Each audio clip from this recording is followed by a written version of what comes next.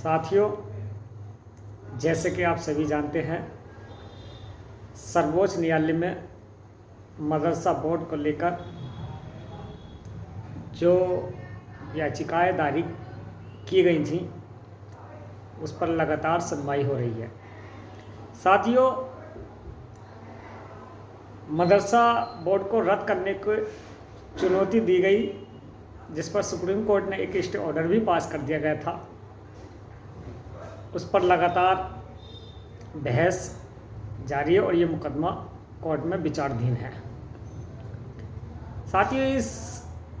मुकदमे में एक नई चीज़ सामने आई है जो मैं आप लोगों तक ये बात पहुंचाना चाहता हूं। इसमें मदरसा अरबिया की जानिब से और अन्य कई लोगों की जानिब से याचिकाएं दायर की गई हैं और उसमें अपना जवाब पक्ष दाखिल कर दिया। साथियों, मदरसा बोर्ड की तरफ से भी उसमें अपना पक्ष लगा दिया गया है, लेकिन जो एक अहम चीज़ है वो ये है कि राष्ट्रीय बाल सुरक्षा आयोग NCPCR ने एक हल्फनामा देकर सुप्रीम कोर्ट में ये मांग की कि हमें भी इसमें पार्टी बना दिया जाए, यानी कि पक्ष बनाया जाए। NCPCR ने अपनी दलील में बहुत सी बातें मदरसा बोर्ड के विपरीत दी हैं लिखित में, जिसमें कि कुछ अहम बिंदु हैं। जैसे मदरसे में बच्चों को दी जाने वाली शिक्षा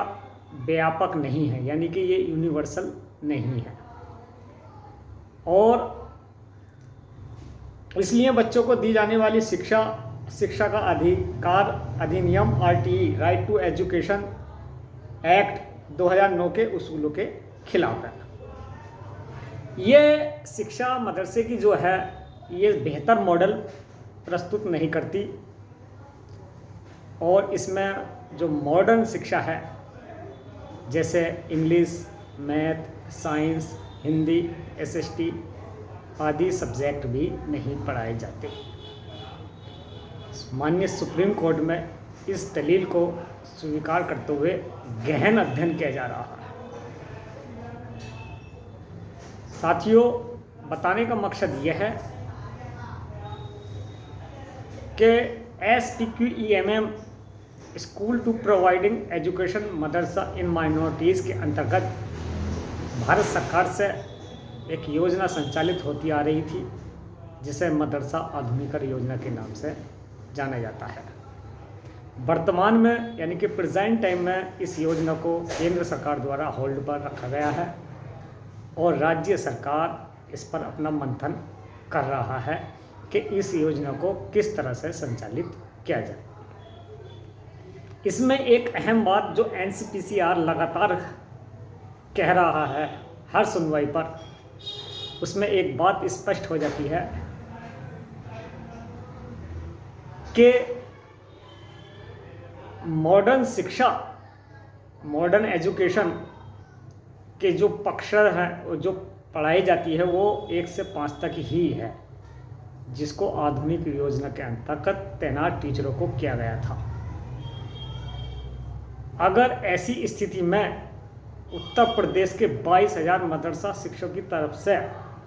एक हल्फनामा एफिडेविट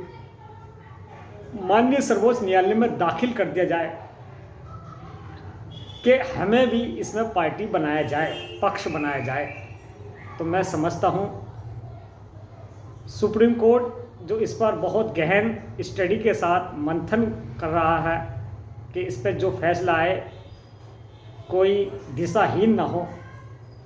तो हो सकता है भविष्य में आने वाले वक्त में कोई फैसला सुप्रीम कोर्ट या कोई गाइडलाइंस मदरसा आधुनिकीकरण टीचरों के लिए जारी कर दे, चाहे वो बकाया मानने के लिए हो, चाहे वो स्कीम को चलाने के लिए हो, चाहे वो राज्य सरकार से हो या पुनः भारत सरकार से चलाने का आग्रह हो। इसलिए मैं साथियों आपसे रिक्वेस्ट कर रहा हूँ कि इसमें आधुनिकीकरण योजना की तरफ से एक हल्फनामा दाखिल होना चाहिए, ताकि इस पर पार्टी बनाकर अपना पक्ष रखा जाए, क्योंकि वर्तमान में जो मॉडर्न शिक्षा देता है वो सिर्फ आधुनिकीकरण टीचर ही, आधुनिक शिक्षक दे रहा है। और बिना वेतन के अब तक आधुनिक शिक्षा, चाहे वो इंग्लिश हो, मैथ हो, अंग्रेजी हो,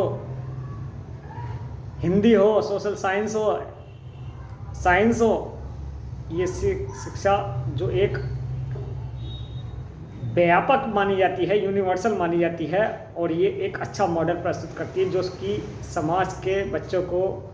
समाज की मुख्य धारा से जोड़ने का काम करती है। तो मेरे साथियों, आपसे अपील है कि इस वीडियो को ज़्यादा से ज़्यादा आप देखें